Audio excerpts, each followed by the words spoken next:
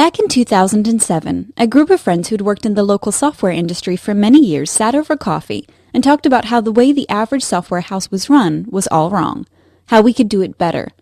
There were a couple of observable trends we saw that we wanted to fix. 30% or so attrition rate. That means every 3 years or so, your company was brand new. Your best staff had left the company, usually the country, and you were left with new talent you had to spend time on retraining. Overall, the caliber of the organization really never grew much this way. Companies that had been doing this for more than a decade faced newborn problems and were unable to deliver high-caliber services for this reason. This meant companies spent a lot on their management workforce. Since with the ever-changing development teams, managers are the ones who ensured training and project continuity. 30 to 80% sales costs. Most of the software houses here are offshore units of on-site companies based out of the US, EU, etc., i.e., if they sold their business at $30 an hour, they were being paid $8 an hour on average for their work. The average employee utilization of resources for offshore companies is about 50%. This means half the year the employee is being paid a salary, but his work is not billable to the client. This happens because there are no projects. He just takes 2 hours to do 1 hour of work because he's learning or because he's waiting on something from the client. The contractor industry in Pakistan is almost non-existent. Those that are available are generally unreliable and show a very low degree of responsibility. This means that the only choice a company has is to hire permanent employees. These employees are promised forever, a fallacy at best. Most companies have variable demand in red. Some days they have work for 50 people, and other days 20. The fluctuation goes on all around the year. Companies staff permanent employees to cover for expected peak demand, the blue line. This means that all the time they are under the blue line, they're paying their staff for doing nothing. The maximum profitability for a company would be to staff at the green line and hire contractors for the rest of the work. This is why a healthy contractor market exists in the US and most mature markets.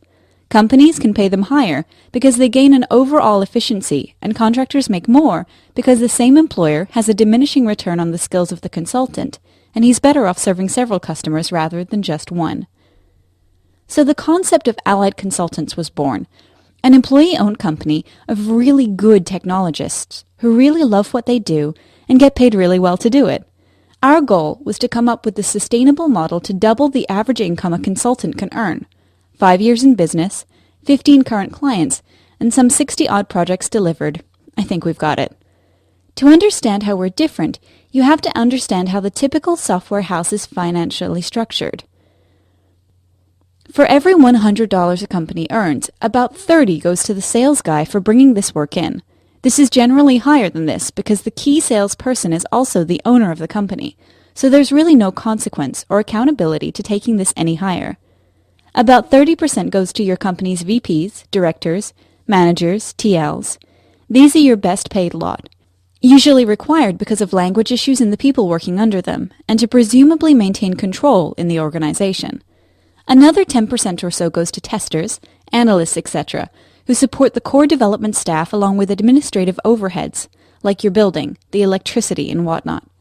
What you're left with is some money you can give to you or to your developers. Of course, you can't give everything you have left at this stage to the developers since the $100 we started with actually came from a project.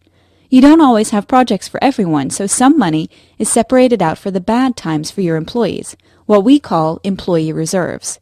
These reserves are not allocated to any one person in particular, and 90% of the companies have no specific policy mandating them to spend this money on their employees if things go wrong. If large clients run away, the owners can decide to cut their losses and fire people rather than consume this reserve for employees. What you're left with are profits, and in most cases we've seen they're not really that great. So how do we address it? Number 1, the company makes no profit. Any money we make is cycled back to the people who contributed into that revenue. Number 2, T1 or Tier 1s are regular employees. Number 3, T2, Tier 2s, employees take care of managing themselves. They take ownership of the quality of their work, and they pay their share in any administrative expenses. The Tier 2 can thus be given 2 to 3 times what he was able to make before. This generally gives him a very powerful reason to work on the issues that cause the manager or tester to be there in the first place. For example, improve their communication, improve their planning and leadership skills, etc. Number 4. T3, Tier 3s, bring in business. When you bring in business, you get to keep the whole thing. The company demands no share of it. Details of each of these are available at the following link. So it is in every sense your company. It's your work. You're the primary beneficiary if it succeeds and the primary casualty if it fails. Our culture is very entrepreneurial. In fact, we're closer to an incubator than a regular consulting firm. Companies' growth, and ultimate society's growth, comes from the net entrepreneurship they can grow and retain within the company. We're very confident that we literally have gone as far as possible to achieving that. If you're someone who's entrepreneurial, independent-minded, and love what they do, get in touch with us and tell us what you think your potential is. Let's talk about how we can get you there. Allied Consultants. Small, smart, fair.